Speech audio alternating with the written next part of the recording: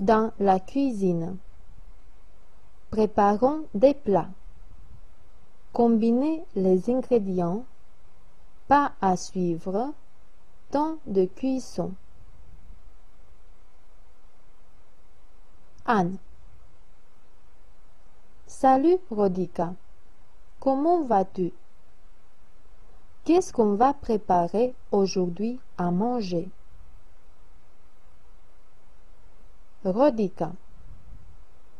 Aujourd'hui, on a de la lasagne bolognaise. Sais-tu comment la préparer? Anne. Non, mais je peux t'aider si tu me dis la recette. Rodica. On prépare une lasagne pour 6 personnes. On a besoin de 750 g de coulis de tomates, 100 g de jambon, un oignon, une carotte, 800 g de viande hachée, un demi-verre de vin, 500 g de pâte à lasagne, 500 g de mozzarella, 300 ml de sauce béchamel, 30 g de parmesan, du sel et de l'huile. Anne. Comment doit-on procéder? Rodica. On coupe la mozzarella en tranches et on la met dans le réfrigérateur pour sécher.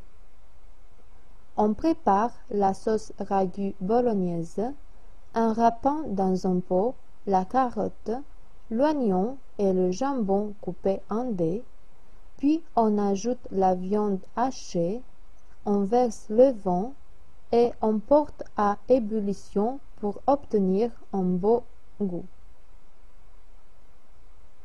Anne. J'ai compris. Et ensuite? Rodica.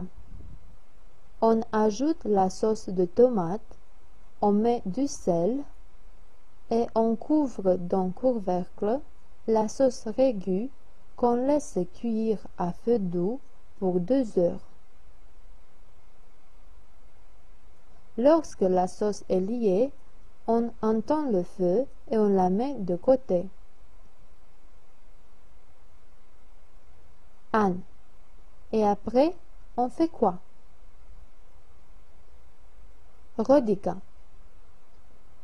Entre-temps, on prépare la sauce béchamel en faisant fondre 25 g de beurre, 25 g de farine et 250 ml de lait. On mélange tout et on laisse un peu sur le feu jusqu'à ce qu'elle commence à bouillir. Dans un moule beurré, on dispose une couche de sauce béchamel, on met une couche de feuilles de pâte à lasagne et puis on ajoute une couche de sauce ragu. Anne. Ce n'est pas du tout difficile. Rodica. Non. Puis on dispose les tranches de mozzarella, on ajoute de sauce béchamel et on parsème le parmesan râpé. Anne. Et on met à nouveau une couche de feuilles de pâte à lasagne et on répète la même procédure. Rodica. Exactement. À la fin, on ajoute sur la lasagne les sauces ragu et béchamel restées et on mélange jusqu'à ce qu'on obtienne une sauce rosée. On y parsème le parmesan resté et on la met au four à 180 degrés. Anne. Combien de temps la laisse-t-on cuire? Rodica. On la laisse 30 minutes, puis on la retire et on la laisse refroidir avant de la trancher et de la servir. Commençons-nous à la préparer maintenant? Anne. Allons-y, je suis impatiente. Veuillez parcourir les activités suivantes pour mieux comprendre ce dialogue, pour retenir les expressions et les mots nouveaux et pour pratiquer vos compétences en français.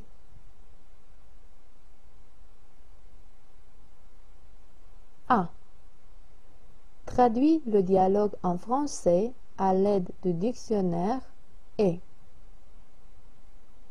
1. Tire du texte les nouveaux mots et les nouvelles expressions. 2. Fais une proposition avec chacun d'entre eux, chacune d'entre elles. 3. Vérifie ta propre traduction avec la traduction officielle. 4. Trouve des synonymes et des antonymes pour les nouveaux mots. B. Rédige une composition d'environ 8 lignes dans laquelle tu décriras la recette que tu aimes cuisiner. C. Identifie ces verbes du dialogue et mets-les au participe. D. Trouve 9 pronoms personnels au singulier et mets-les au pluriel. Quelles sont les modifications offertes par les verbes? E. Compare les avantages et les inconvénients entre le fait de cuisiner chez toi et passer une commande à un traiteur.